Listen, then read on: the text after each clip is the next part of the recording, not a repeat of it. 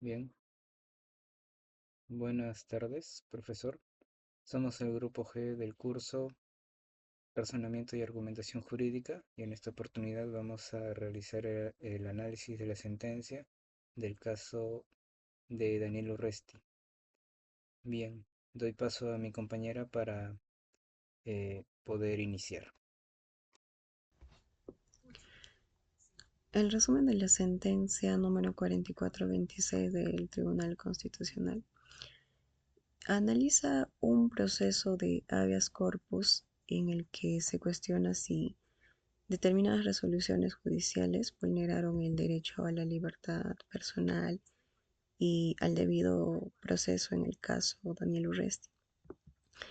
El caso es considerado un caso difícil, ya que no solo implica normas, sino evaluar la calidad de argumentación judicial. En el tribunal se enfoca en la verificación de decisiones judiciales que estuvieron debidamente motivadas, ¿no? Es decir, que si presentaron razones claras, coherentes y suficientes. Pues para ello revisa la relación entre los hechos y las pruebas y las conclusiones jurídicas, así como la razonabilidad y proporcionabilidad de la medida que restringe derechos fundamentales. Pues finalmente el Tribunal Constitucional concluye destacando la importancia de una adecuada motivación en las resoluciones judiciales, pues ya que constituye una garantía esencial en el debido proceso y fortalece la legitimidad de las decisiones judiciales. Bien, continuando con la exposición, vamos a hablar un poco acerca de las controversias y complejidades, ¿no?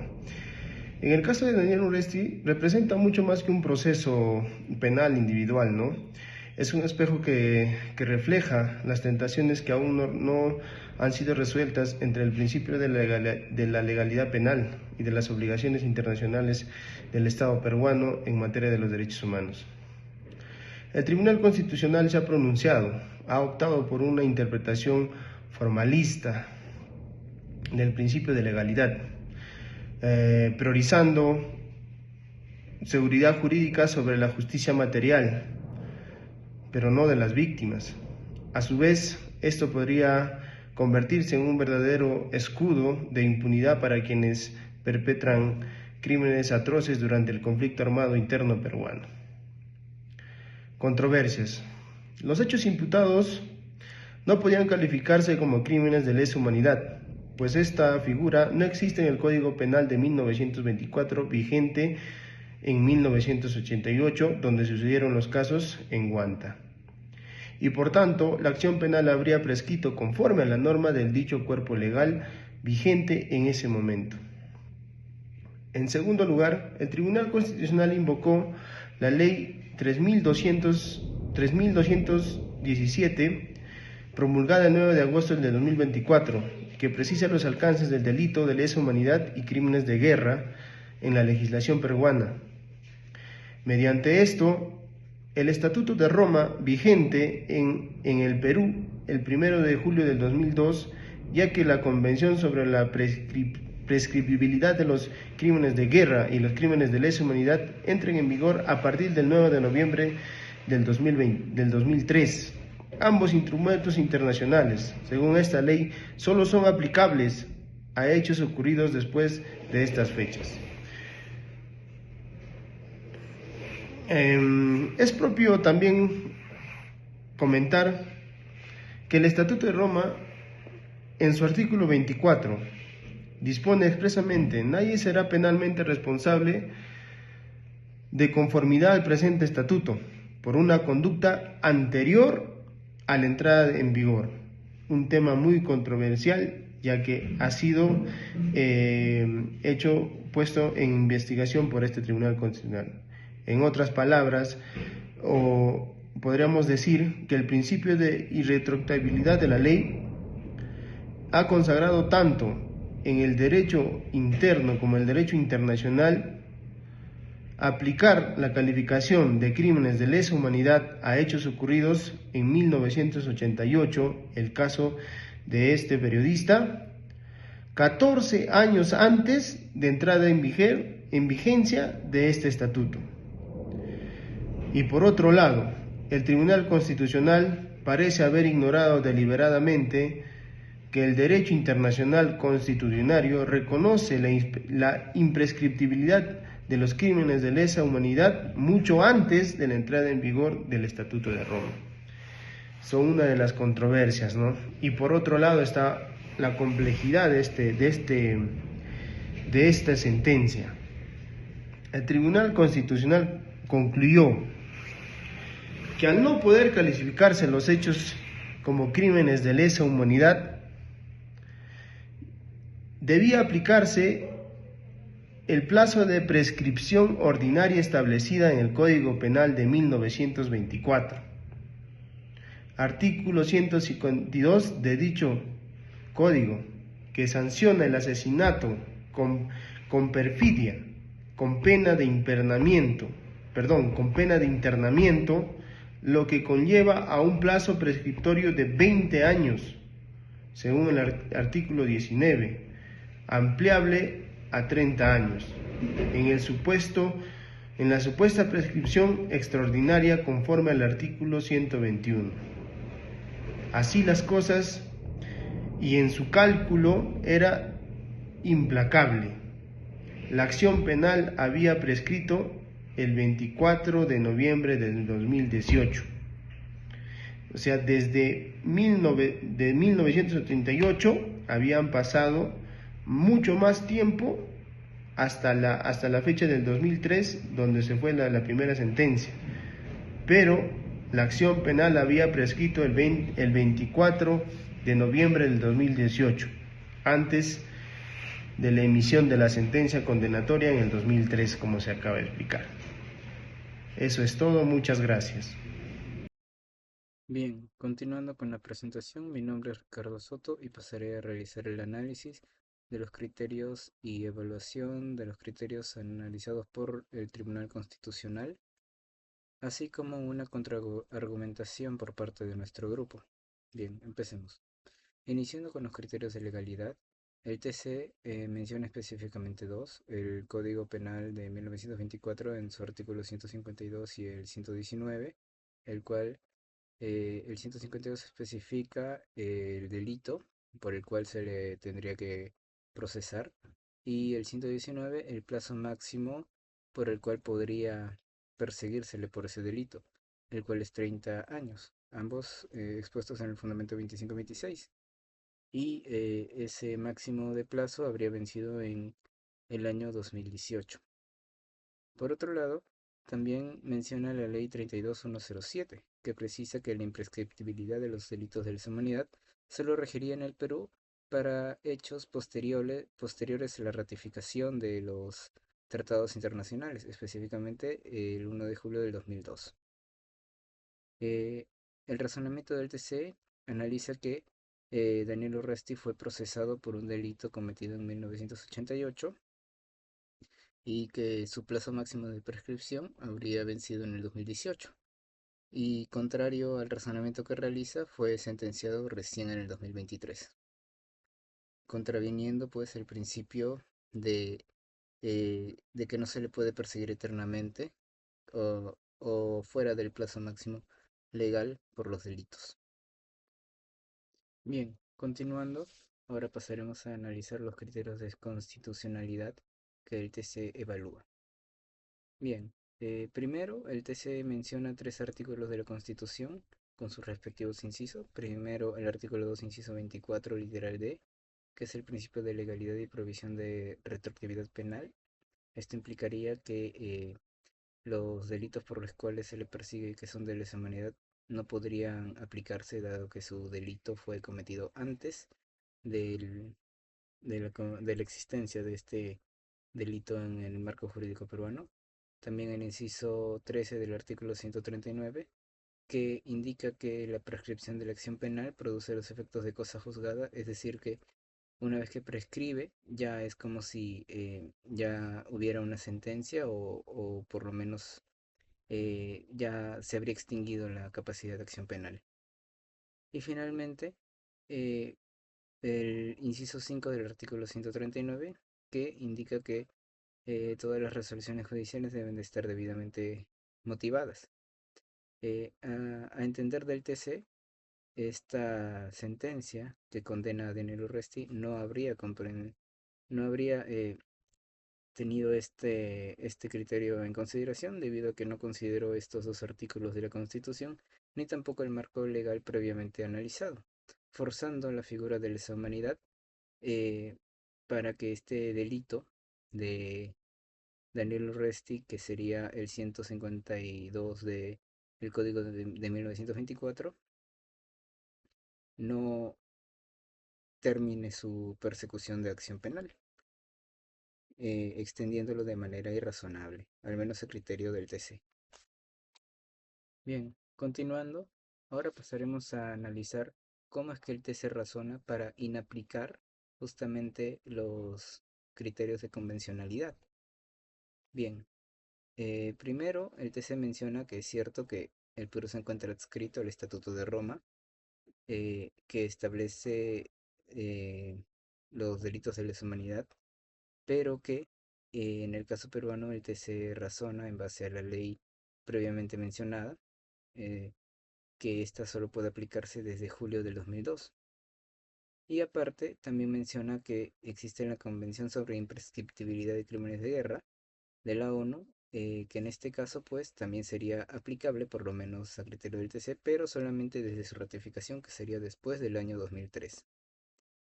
Bien, como se menciona, el TC considera que justamente si bien estos criterios de convencionalidad eh, son aplicables en el Perú, no podrían ser aplicables para el caso de Daniel Urresti y que los jueces y la fiscalía de instancias anteriores habrían intentado forzar de esta manera para poder tener una sentencia condenatoria, pero que a criterio del TC no podría, debido a que justamente son muy posteriores. Bien, finalmente, otros criterios usados por el TC son los criterios jurisprudenciales. Específicamente hace referencia a dos. El expediente 00024-2010, que establece que la prescripción de un derecho constitucional limita eh, el poder del Estado para perseguir los delitos.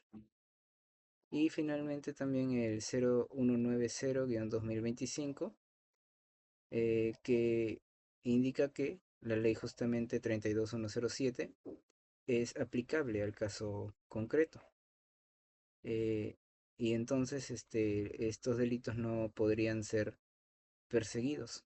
Esta sentencia específicamente resuelve un caso de una demanda de inconstitucionalidad respecto a la ley 32107, que había sido cuestionada en su constitucionalidad.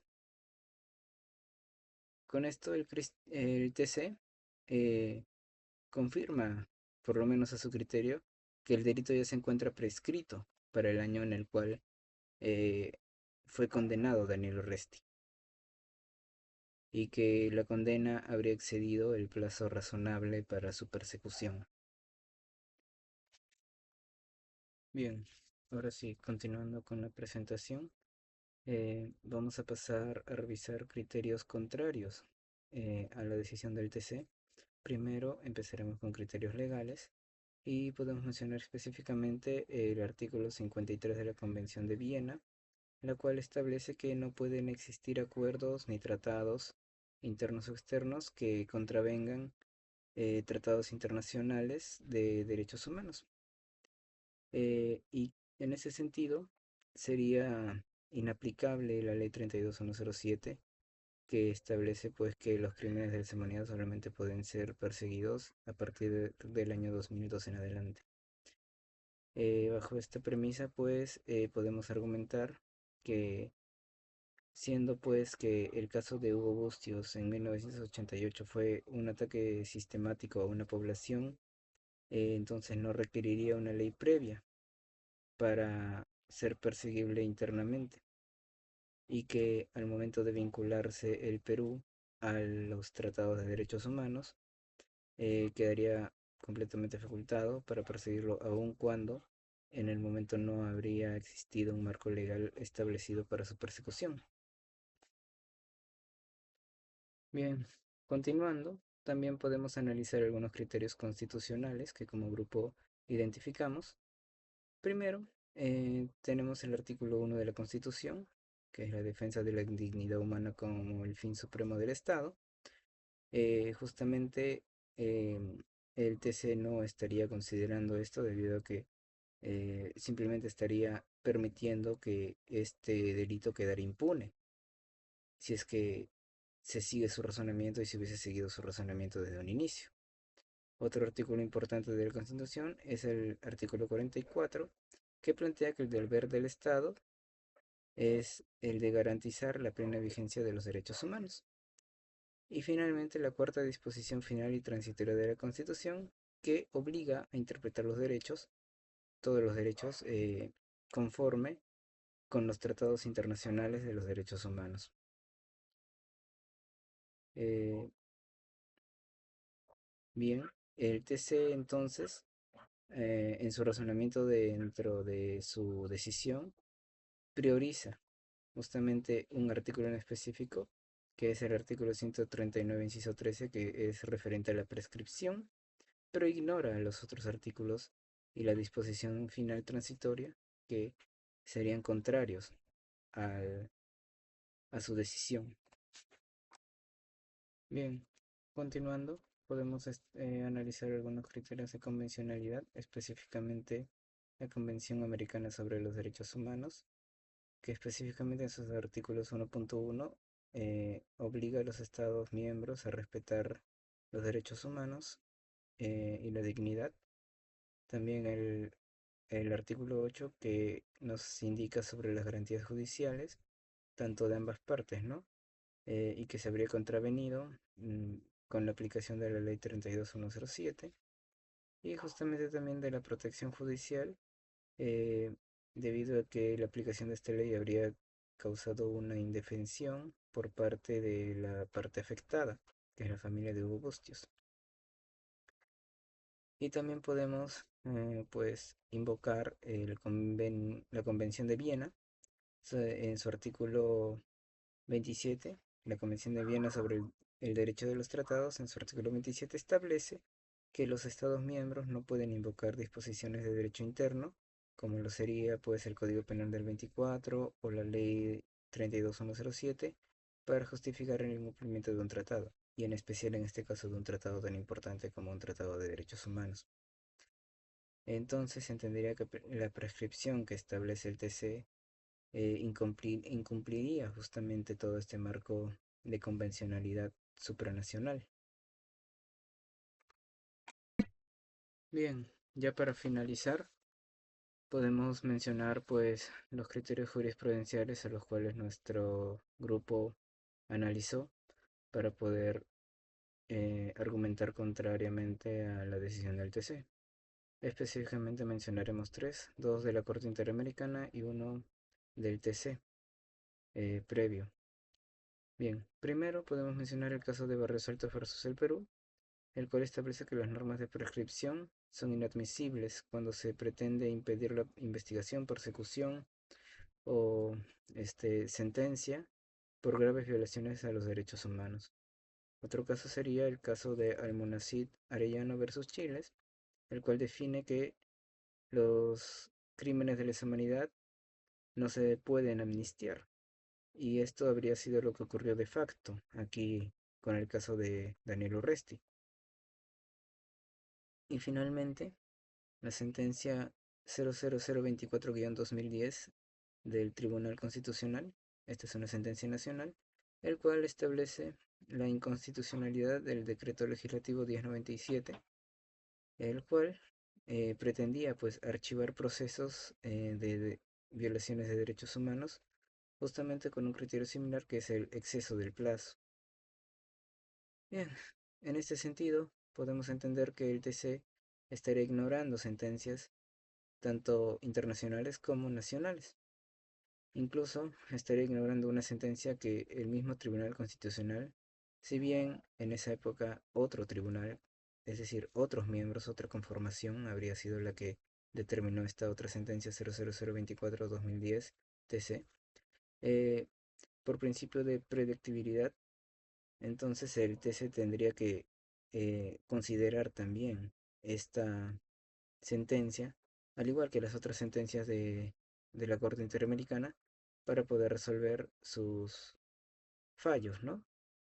En este sentido, pues, habría pretendido que este caso de Daniel Urresti sea analizado bajo la óptica de un delito común cuando es un delito de derechos humanos. Bien, es todo por mi parte, ahora le doy pase a mi compañera. Muchas gracias. Buenas noches, docente. Mi nombre es Giovanna Janet Songokusi. En esta oportunidad voy a dar la parte de la conclusión. El análisis del caso contenido en la sentencia número 44/2026 del Tribunal Constitucional evidencia que nos encontramos frente a un verdadero caso difícil, en el que confluyen tensiones entre principios de legalidad penal, la seguridad jurídica y las obligaciones internacionales del Estado en materia de los derechos humanos.